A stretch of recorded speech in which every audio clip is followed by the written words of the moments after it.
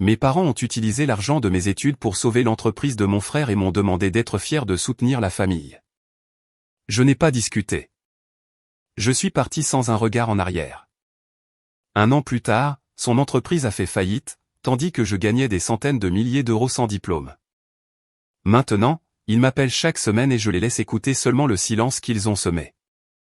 Je m'appelle Ismaël, j'avais 18 ans et il ne restait qu'une semaine avant mon départ pour l'université quand ils m'ont fait asseoir à cette table. Durant la dernière année, j'avais planifié chaque détail avec une obsession presque maladive.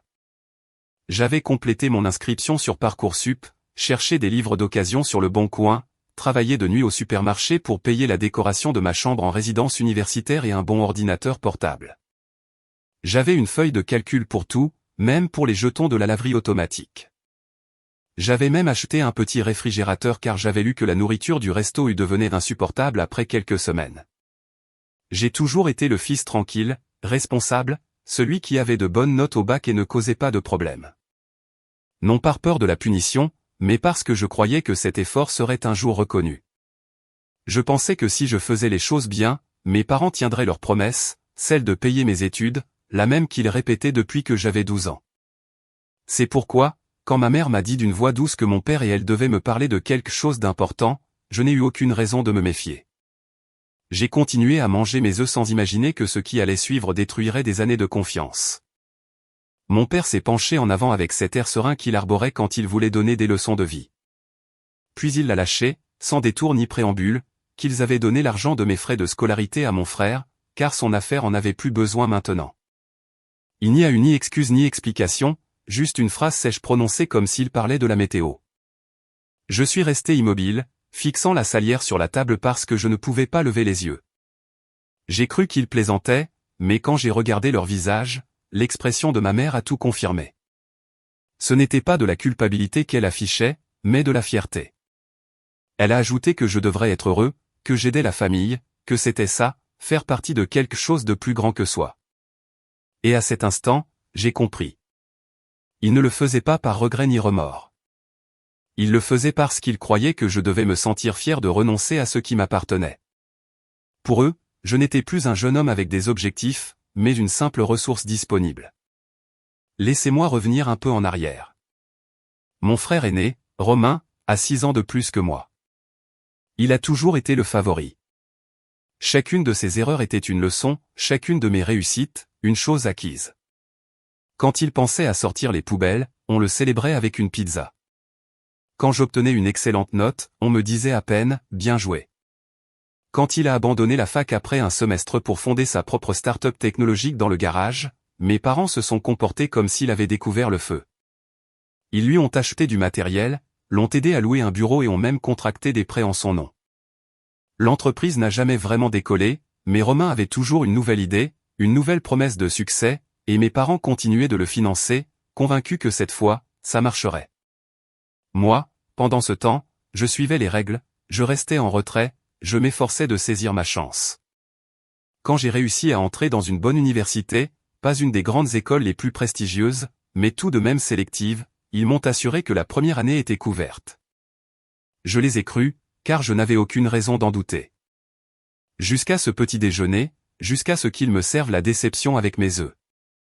Je n'ai posé qu'une seule question, et maintenant, qu'étais-je censé faire? Mon père a soupiré, agacé. Il m'a conseillé de prendre une année de césure, de chercher un petit boulot, ajoutant que cela faisait du bien à beaucoup de jeunes de mon âge. J'ai répondu, d'une voix que je reconnaissais à peine, que tout était déjà prêt. Ma mère a dit d'un ton doux, presque condescendant, qu'ils le savaient et qu'ils étaient désolés pour le timing, mais que j'étais intelligent et que je trouverais un autre chemin.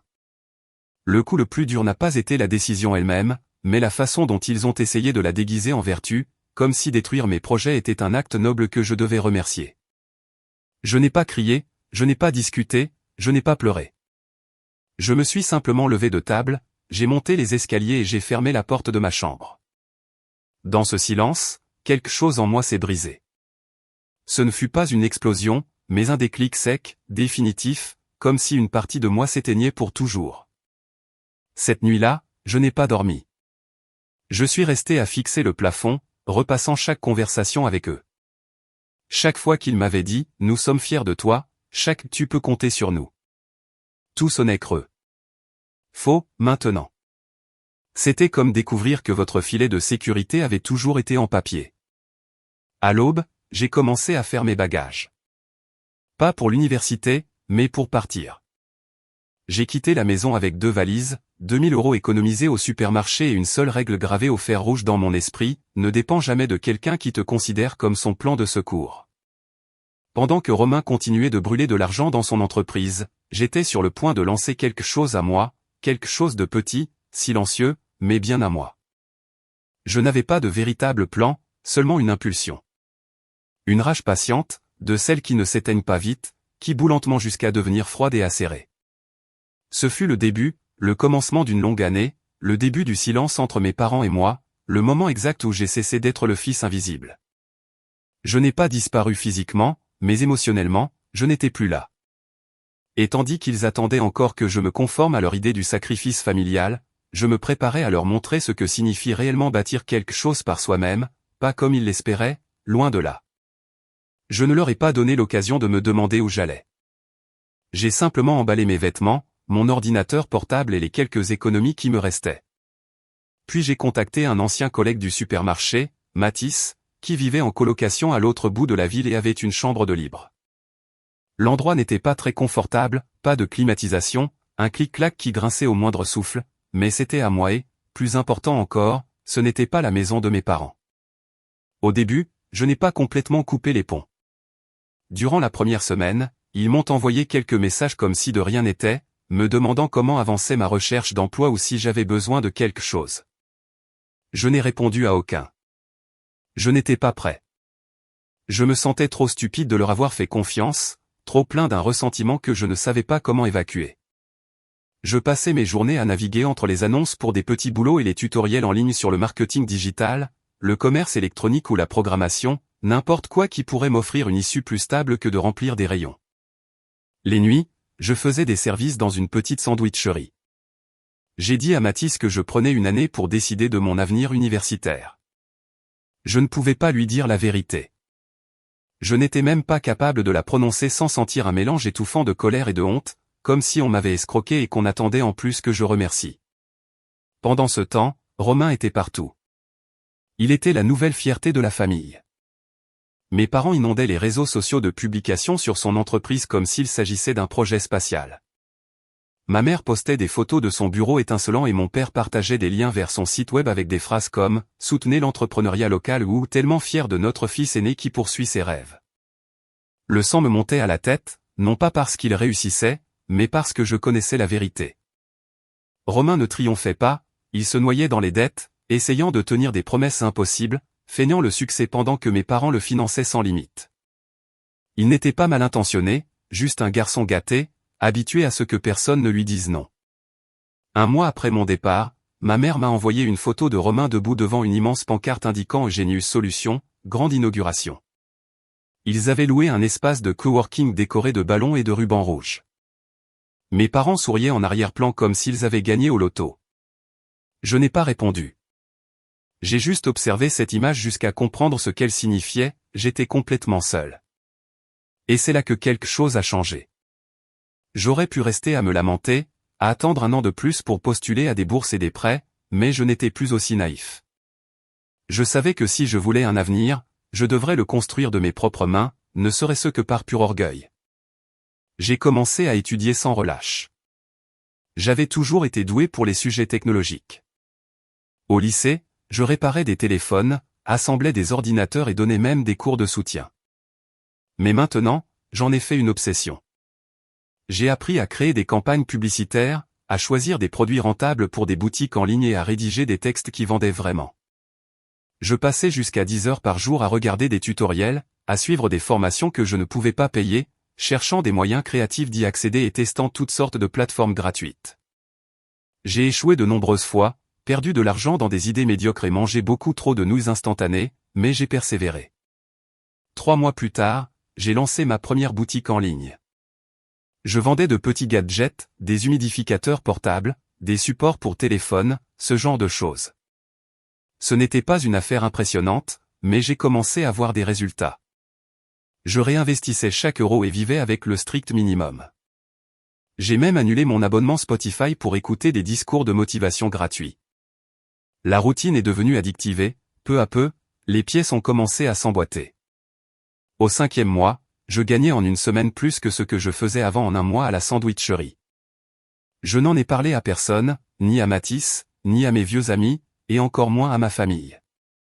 Je ne cherchais pas à me vanter, je voulais seulement créer quelque chose que personne ne pourrait m'enlever.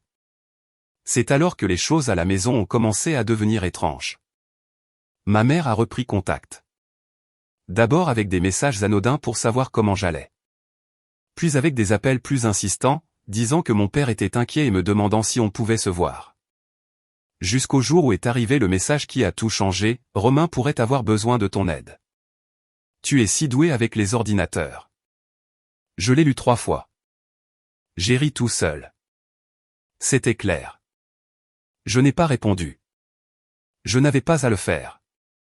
Plus maintenant, car j'avais désormais quelque chose de bien plus puissant, un avantage. Mais je ne comptais pas l'utiliser tout de suite, pas avant que tout n'explose. Cela s'est produit 6 mois plus tard. Ma cousine Cléa, à qui je parlais à peine depuis des années, m'a écrit. Elle était proche de mes parents et avait été ma babysitter quand j'étais petit. Elle m'a envoyé une capture d'écran d'une publication de ma mère sur Facebook. On pouvait y lire, parfois, la famille signifie prendre des décisions difficiles.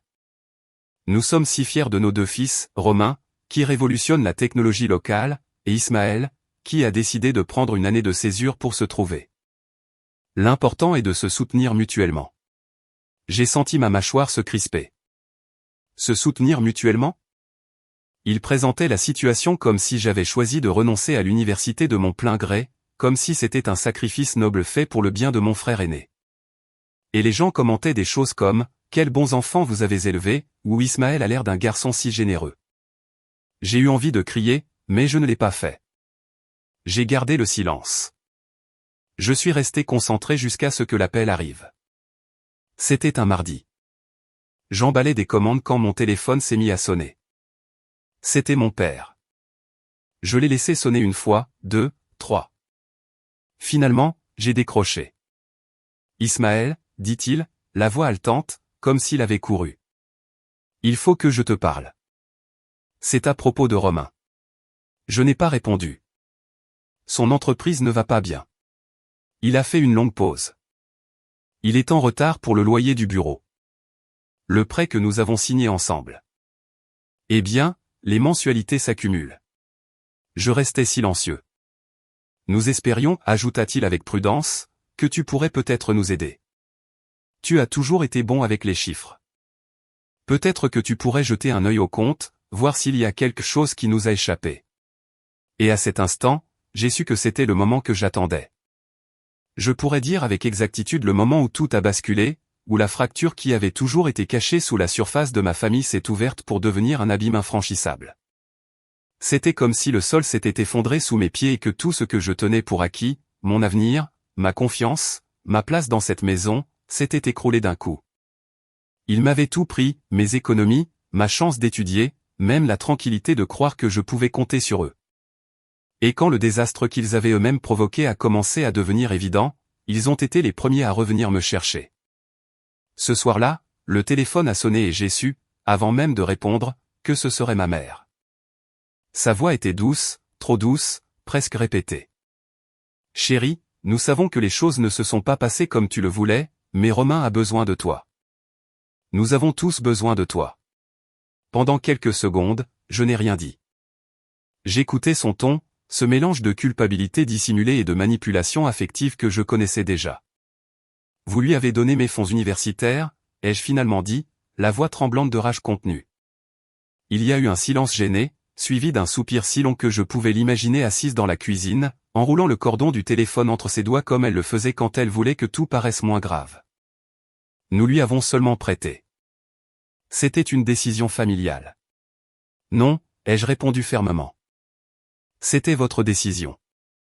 Je n'ai jamais été d'accord. Elle a hésité, et son silence trahissait son irritation. Nous ne pensions pas que tu serais si rigide. Rigide ? C'est ainsi qu'elle qualifiait le fait que j'attende de mes parents qu'ils tiennent leur parole. Comme si avoir des principes était un défaut. Nous vous avons soutenus tous les deux de différentes manières, a-t-elle ajouté ensuite avec ce ton moralisateur qu'elle utilisait pour clore une discussion. Romain a juste besoin d'un peu plus d'aide en ce moment. Et qu'en est-il de ce dont j'ai besoin, moi, ai-je demandé. Je n'ai obtenu que le silence. Et dans ce silence, j'ai compris la vérité qui avait toujours été là. Je ne devais avoir besoin de rien. Mon rôle était d'être le fils stable, celui qui endurait sans se plaindre, celui qui maintenait l'équilibre de tous pendant que Romain occupait le centre de la scène. Une semaine plus tard, j'ai décidé d'aller chez eux. Je ne sais même pas pourquoi. Peut-être qu'une partie de moi espérait encore des excuses, ou au moins une reconnaissance du tort causé. Au lieu de cela, en franchissant la porte, je me suis retrouvé face à ce qui ressemblait à une intervention. Le salon était impeccable, trop propre, comme s'il se préparait à recevoir un invité de marque. Ma mère m'a souri dès mon entrée, ce sourire qu'elle utilisait quand elle essayait de convaincre sans discuter. « Je suis contente que tu sois venu, Ismaël. Assieds-toi, s'il te plaît. » Je ne l'ai pas fait. Romain était là, le visage épuisé, les cheveux en désordre et le regard perdu devant son ordinateur portable ouvert. Il ressemblait à quelqu'un qui n'avait pas dormi depuis des nuits. « Frérot, je sais que j'ai tout gâché, » m'a-t-il dit. J'ai juste besoin d'un coup de main. Tu es bon avec tout ce qui est Internet, tu l'as toujours été. Avant que je puisse répondre, mon père est intervenu d'un ton autoritaire. On ne te demande pas grand-chose, juste quelques conseils. Peut-être que tu peux l'aider à réorganiser son affaire. Il est encore temps. Je les ai tous observés. La scène ressemblait à une pièce de théâtre où j'avais été invité uniquement pour jouer le rôle du sauveur. Avez-vous jamais pensé à m'aider, moi, ai-je demandé. Leurs visages se sont remplis de confusion, comme s'ils ne comprenaient pas la langue. J'avais aussi besoin d'aide, ai-je continué. Il y a un an, j'en avais besoin, et vous n'étiez pas là. Le sourire de ma mère s'est effacé. Nous essayons de faire au mieux pour la famille, dit-elle presque dans un murmure. Non, ai-je répondu, plus calme mais le cœur battant à tout rompre. Vous avez fait au mieux pour Romain. Ça a toujours été comme ça. Et maintenant que tout s'effondre, vous pensez que je vais redevenir votre filet de sécurité. Romain a voulu parler, mais je l'ai interrompu. Je ne suis pas ici pour réparer tes erreurs. Je ne suis pas ton plan de secours. Mon père s'est levé, visiblement agacé. Ne sois pas dramatique, Ismaël. J'ai laissé échapper un rire sec, sans une once d'humour. Ce n'est pas du drame, c'est de la clarté. Pour la première fois, tout est clair. Et je suis sorti de la maison. Personne ne m'a retenu. Personne n'a tenté de me suivre. 2 heures plus tard, mon téléphone a vibré. C'était un message de ma mère, nous voulons juste retrouver notre famille. Je suis resté à regarder l'écran, les mains tremblantes. Au fond, elle avait raison, quelque chose s'était brisé, mais pas de la manière qu'il croyait. C'était une fracture plus profonde, invisible, irréparable avec des mots doux ou des étreintes feintes. J'ai su que ma prochaine action marquerait un avant et un après. En quittant cette maison, j'ai ressenti un étrange mélange, de la colère, de la tristesse, mais aussi de la liberté. Pour la première fois, j'ai cessé d'attendre quoi que ce soit d'eux. Leur approbation, leur respect, leur affection. Tout avait toujours été conditionnel, avec la balance penchant toujours du côté de Romain. Cette euphorie initiale a été de courte durée. 2 semaines plus tard, la réalité m'a frappé de plein fouet. J'étais dans l'obscurité du petit appartement que je partageais avec Mathis, fixant l'écran de mon ordinateur portable à 2 heures du matin. La lueur bleue baignait les murs écaillés. Sur un onglet, j'avais le tableau de bord de ma boutique en ligne, sur un autre une feuille de calcul pleine de chiffres rouges. 5 jours sans une seule vente. Mon compte publicitaire avait été bloqué pour activité suspecte. PayPal avait retenu mes fonds par sécurité et mon compte en banque affichait à peine 213 €. Je n'avais personne vers qui me tourner ni de plan d'urgence. Cette nuit-là, j'ai compris ce que c'était que de toucher le fond, pas seulement pour l'argent, c'était plus profond. Pendant des mois, j'avais nourri le fantasme de réussir seul pour leur prouver qu'ils avaient eu tort. Mais quand l'estomac crie et que les factures s'accumulent, ces fantasmes s'évanouissent. Le lendemain matin, devant le miroir, je me suis à peine reconnu. Peau pâle, cernes marquées, regard vide. Je ressemblais à un étranger dans mon propre reflet. Mathis m'a trouvé dans la cuisine, le téléphone à la main, parcourant des offres d'emploi. Il a pris une canette de soda et s'est appuyé contre le comptoir. Il m'a demandé si tout allait bien. J'ai menti en disant que oui. Il a hoché la tête sans insister, puis a demandé si je continuais avec mon business en ligne. J'ai répondu que j'essayais, sans enthousiasme. Alors il a souri avec ironie. Eh bien, n'oublie pas de manger. Même les gladiateurs ont besoin d'un sandwich. C'était une blague absurde, mais j'ai réussi à rire. Ce fut le premier sourire sincère depuis des jours. Cet après-midi-là, je suis sorti marcher sans but jusqu'à atterrir à la bibliothèque municipale. Ce n'était pas un lieu moderne ni inspirant. Les lumières clignotaient, la connexion Internet était faible et les tables étaient encombrées de vieux livres. Mais là, dans ce silence imparfait, j'ai trouvé quelque chose que je n'avais pas chez moi, la concentration. J'ai passé des heures à revoir mes notes, à repenser mes idées, à élaborer un nouveau plan. Pas un plan basé sur des raccourcis ou de vaines promesses de richesse instantanée, mais sur la constance. J'ai décidé de repartir de zéro avec quelque chose de petit mais solide. Je me suis plongé corps et âme dans le SEO, le marketing d'affiliation, la création de contenu.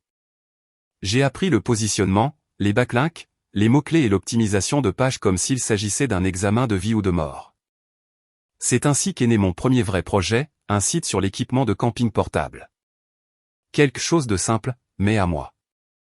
J'ai écrit chaque article, vérifié chaque détail, et même rédigé des critiques de produits que j'avais testés moi-même. Pendant des semaines, j'ai à peine dépassé les 10 visiteurs par jour, mais je n'ai pas abandonné. Je mettais à jour les articles, changeais les titres, analysais chaque métrique et cherchais des programmes d'affiliation plus fiables. Chaque petite avancée était une victoire silencieuse. En parallèle, j'acceptais des missions en freelance pour survivre, rédaction, correction SEO, conception de pages pour des entreprises locales. Pendant longtemps, je n'ai fait que survivre. Je ne vivais pas vraiment, je résistais à peine, mais un petit tournant a tout changé. 3 mois après le lancement de mon site web, l'impensable s'est produit. Un de mes articles, une critique sur les meilleurs réchauds ultra légers pour le camping en 2022, a été mentionné sur un blog réputé d'équipement de plein air. Ils l'ont inclus dans une publication pharée, du jour au lendemain, le trafic de ma page a triplé. Cette semaine-là, j'ai gagné 150 € en commission d'affiliation. Ce n'était pas une fortune, mais c'était un signe. Ce petit triomphe est devenu l'étincelle qui a tout allumé.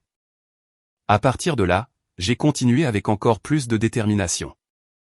J'ai écrit sans relâche, contacté d'autres blogs, amélioré mes textes, engagé un éditeur bon marché en ligne quand je ne pouvais plus tout gérer seul, et j'ai investi dans un design plus professionnel avec un serveur rapide et stable.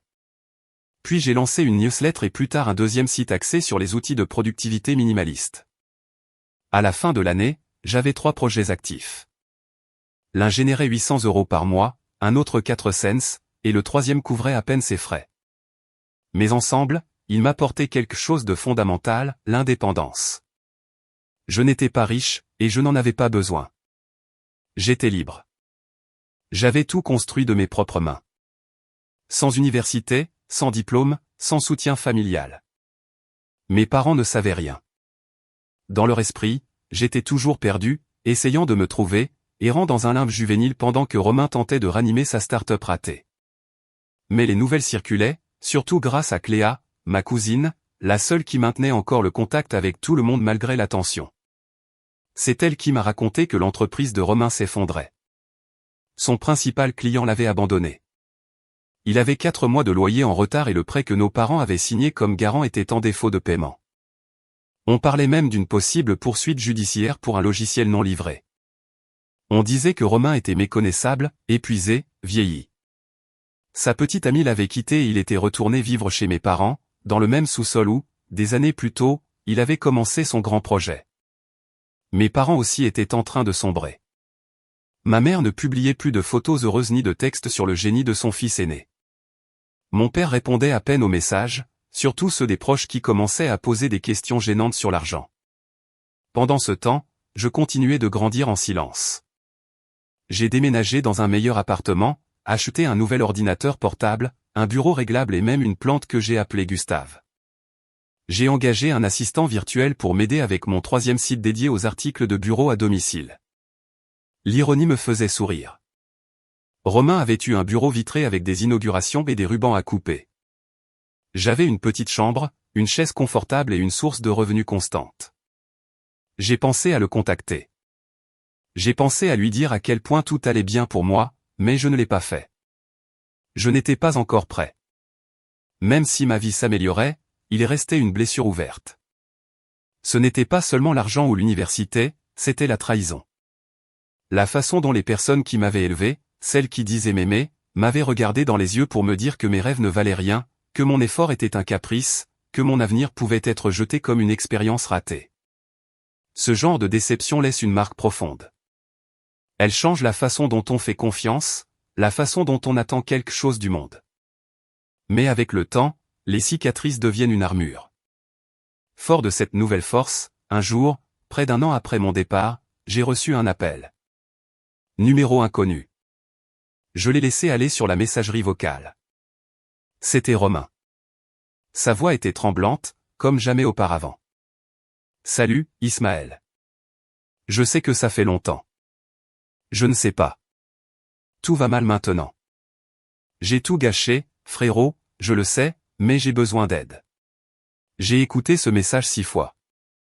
Non pas parce que j'envisageais de l'aider, mais parce que je voulais comprendre le son de la voix de quelqu'un qui avait été secouru toute sa vie, au moment où il se retrouvait enfin sans personne pour le sauver. Je ne l'ai pas rappelé, mais j'ai gardé le message. C'était mon rappel. Il me montrait pourquoi j'avais fait tout ça, pourquoi j'avais passé des nuits blanches à apprendre des choses que personne ne m'avait enseignées, pourquoi j'avais continué à travailler même avec l'anxiété ou sans argent. Parce qu'ils m'avaient sous-estimé, et cette erreur allait leur coûter cher. Je n'étais plus un spectateur de ma propre histoire. J'étais devenu le rebondissement inattendu. Le message de Romain restait dans ma boîte de réception comme une mèche allumée qui n'explosait jamais. Je l'écoutais de temps en temps, non par nostalgie, mais pour rester concentré. Il me rappelait que pendant que je grandissais en silence et progressais dans l'ombre, ils s'enfonçaient dans le chaos qu'ils avaient eux-mêmes créé. Je n'étais pas pressé de me vanter. La vraie vengeance n'est pas de prouver qu'on a raison, mais de permettre à l'autre de le découvrir seul, lentement, sans échappatoire possible. Ce genre de justice requiert de la patience, de la stratégie et, surtout, de la maîtrise de soi. Et pour la première fois, j'avais les 3. Ma plus grande opportunité est venue d'un endroit inattendu, un message sur LinkedIn. Une des entreprises dont je faisais la promotion des produits sur mon site voulait savoir si j'étais intéressé pour travailler avec eux en tant que consultant. Selon eux, mes articles généraient plus de ventes que les campagnes de leurs plus gros partenaires. Au début, j'ai hésité. Je n'avais jamais fait quelque chose d'aussi formel. Mais quand j'ai vu la proposition, 3 000 € pour un audit de 10 heures, je n'ai pas réfléchi à 2 fois. J'ai accepté.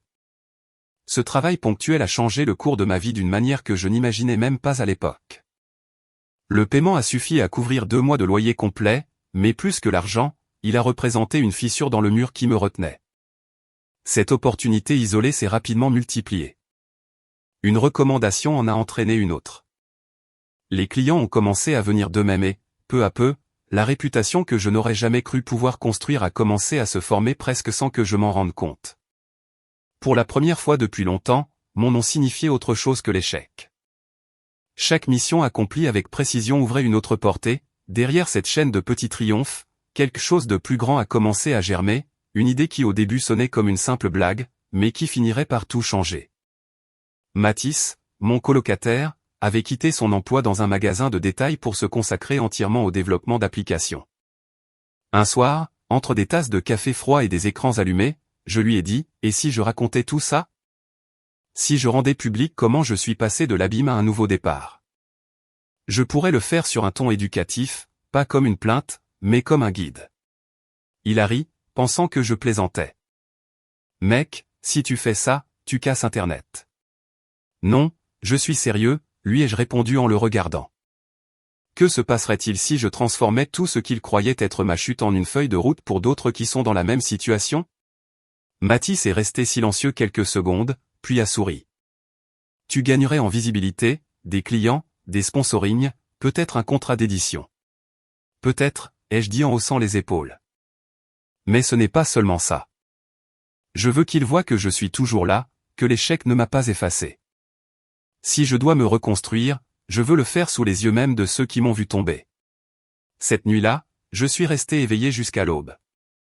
J'ai acheté un nom de domaine sobre et professionnel et j'ai commencé à écrire le premier article.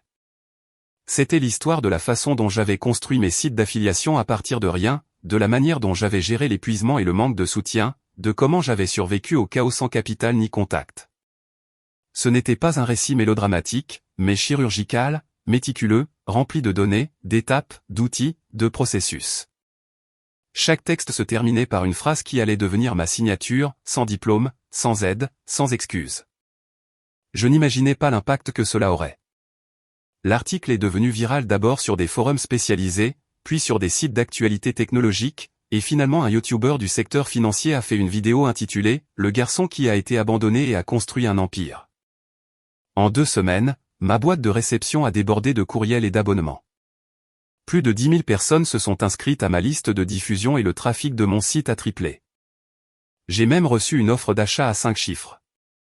Je l'ai refusée sans hésiter. Je ne construisais pas quelque chose pour le vendre rapidement.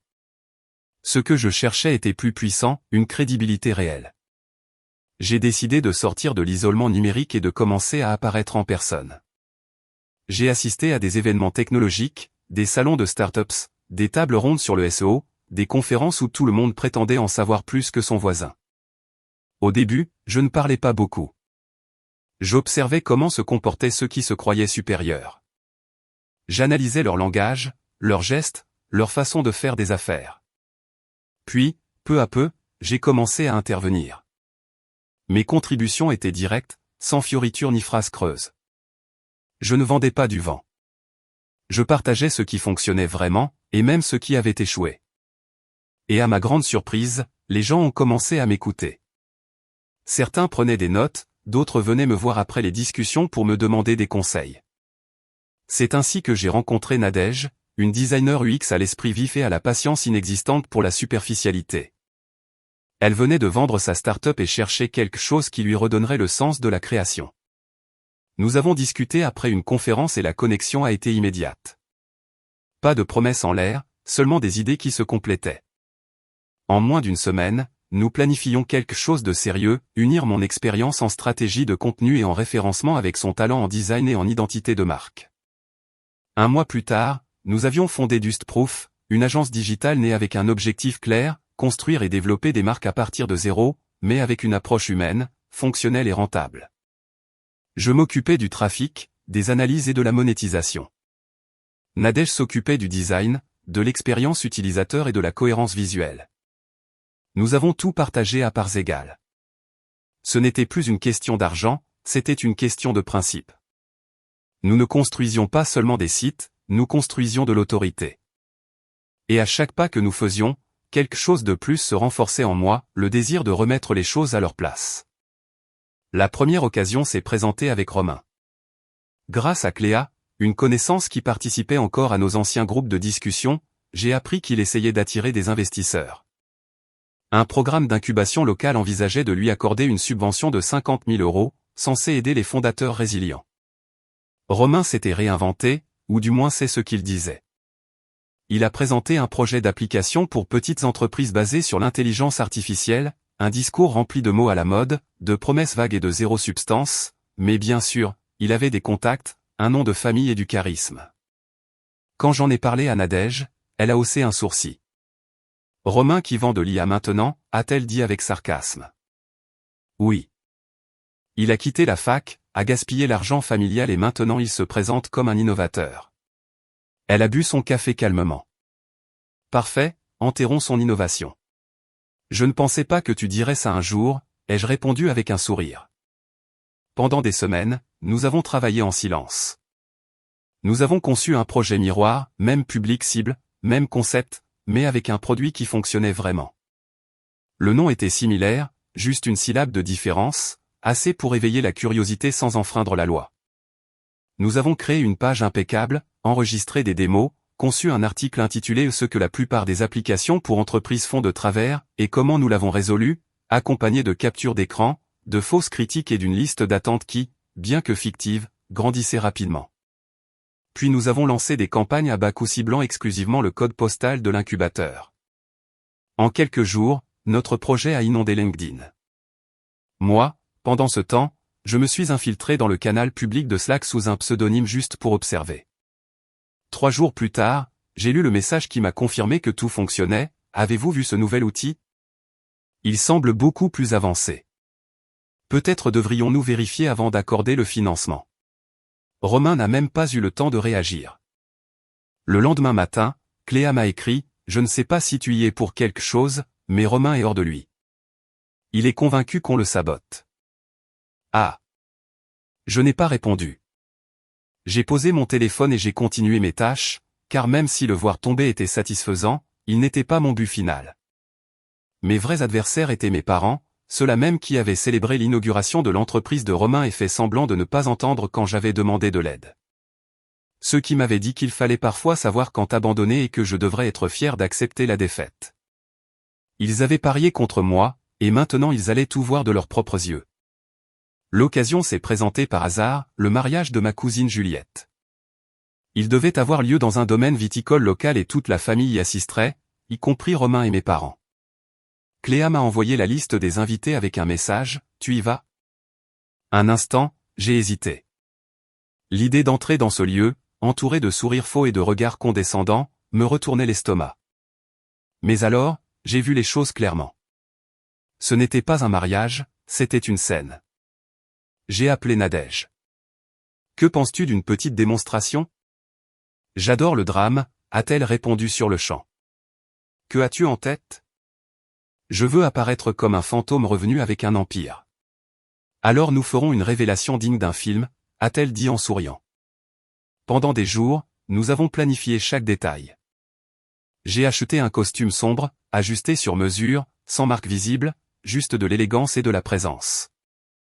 Nadège a rédigé une brève carte biographique que nous présenterions à l'événement, un texte sobre où Dustproof était présenté comme le sponsor officiel du prochain séminaire d'entreprise du domaine.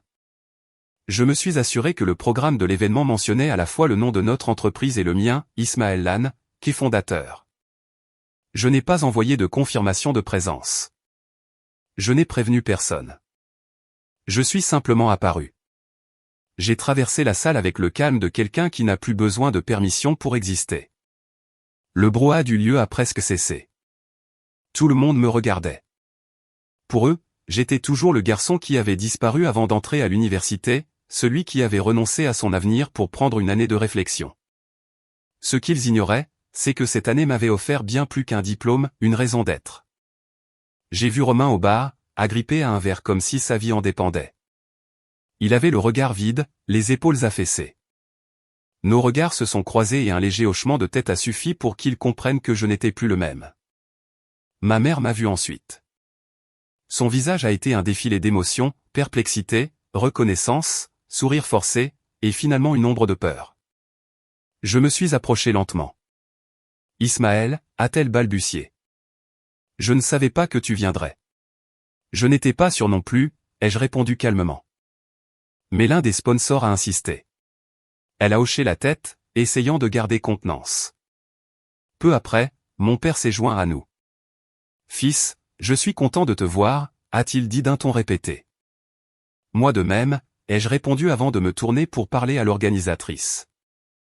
La femme a pris ma carte, a lu mon nom et a souri. « Vous êtes celui de Dustproof. J'ai lu des articles sur votre travail. » Impressionnant. Je sentais les regards de mes parents derrière moi. Je ne cherchais pas à me vanter, je voulais seulement qu'ils comprennent que je ne leur devais plus rien. Ce soir-là, chacun de mes gestes était une façon de récupérer l'espace qu'ils m'avaient refusé. Pendant la réception, Romain n'a cessé de m'observer. Quelques cousins se sont approchés, mal à l'aise. Luc, avec son arrogance habituelle, a commenté, « Tu n'avais pas abandonné tes études ? Qu'est-ce que tu fais maintenant ?» Je n'ai pas répondu avec des mots.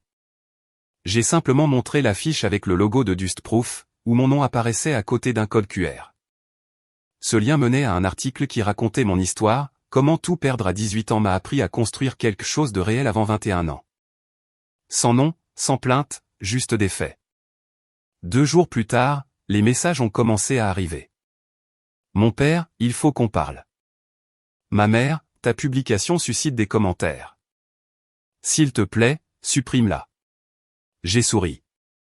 Pour la première fois, je n'ai ressenti aucune culpabilité. Je ne leur devais plus le silence. L'article a commencé à circuler partout. Cléa m'a raconté qu'un entrepreneur que Romain avait lésé a partagé le lien avec le commentaire « Maintenant, tout s'explique ». Peu après, l'incubateur qui évaluait son entreprise a annoncé une pause dans ses investissements. Les investisseurs, les amis de mon père, se sont sentis trahis. L'un d'eux, le docteur Perrault, lui a demandé directement s'il avait utilisé mes frais de scolarité pour financer Romain. Il n'a pas répondu. Ce n'était pas nécessaire. L'histoire s'est effondrée d'elle-même. Romain a tenté de se défendre avec un texte rempli de phrases creuses, l'entrepreneuriat est un apprentissage. Nous faisons tous des erreurs. La croissance personnelle par l'échec. Personne ne l'a cru. Les critiques ont été féroces. Mes parents ont disparu des réseaux sociaux.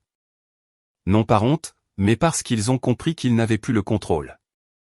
Moi, pendant ce temps, j'ai continué de grandir. J'ai été invité à donner des conférences, j'ai rencontré d'autres entrepreneurs et, avec Nadège, j'ai développé Dustproof pour en faire une entreprise solide. Je ne les ai jamais cherchés. Je n'ai pas envoyé de message ni cherché à leur prouver quoi que ce soit. J'ai appris que le silence a plus de pouvoir que n'importe quel discours. Un matin, en consultant mes courriels, j'ai reçu une notification. Les restes de l'ancien bureau de Romain étaient mis aux enchères. Sur une impulsion, j'ai acheté une vieille lampe de bureau. Elle n'était pas chère, mais elle représentait quelque chose de symbolique. Quand je l'ai placée dans mon bureau, je l'ai regardée longuement. La lampe, bien que simple, éclairait parfaitement mon espace de travail, et j'ai réalisé quelque chose. Je n'avais pas besoin de trophées, ni de victoires bruyantes, ni de boucler la boucle en grand. Ma meilleure vengeance était cette lumière stable, constante, allumée chaque matin sur mon bureau. Une lumière qui ne brillait pas pour éclipser qui que ce soit, mais pour me rappeler que, malgré tout, je continuais d'avancer. Cette histoire vous a plu? Laissez un commentaire et abonnez-vous pour soutenir la chaîne. D'autres histoires arrivent bientôt.